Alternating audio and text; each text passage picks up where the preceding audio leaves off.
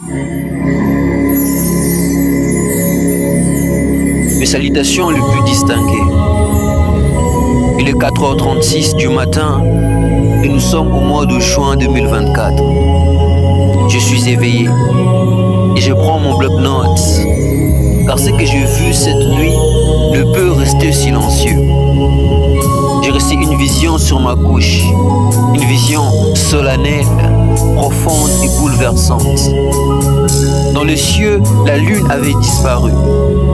Elle avait laissé place à un œil géant, suspendu dans le firmament à la place des astres.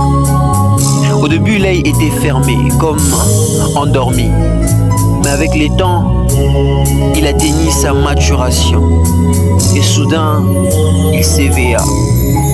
À son réveil, cet œil possédait un pouvoir invisible, occulte, spirituel. Une puissance d'influence comparable à celle qu'on attribue aux astres dans certaines croyances anciennes.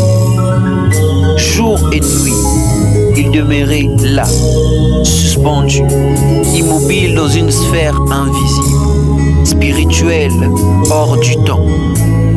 Mais ce qui me frappa, c'est que la vie sur terre suivait son cours. Les hommes vivaient, riaient, travaillaient, sans se douter de l'arcane suspendu au-dessus de leur tête.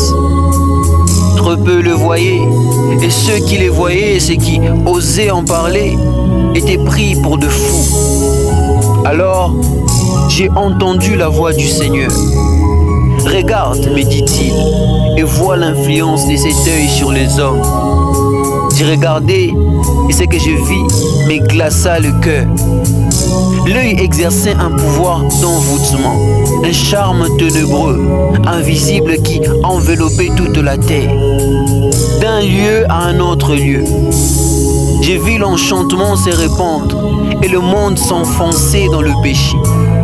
Débauche, perversion, illusion collective, le monde tout entier était pris dans une toile obscure, sous une influence maléfique, sans même s'en rendre compte.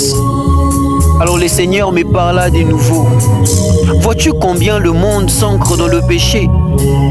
Cet œil que tu vois n'est pas seulement là pour influencer, il est aussi le compte à rebours. Son apparition signifie que le temps est écoulé, le mal est déjà là. Va, dis au monde, dis à mon peuple, le temps est écoulé. Il vous reste peu de temps, car je suis prêt à revenir. Je viens déjà, que chacun se prépare.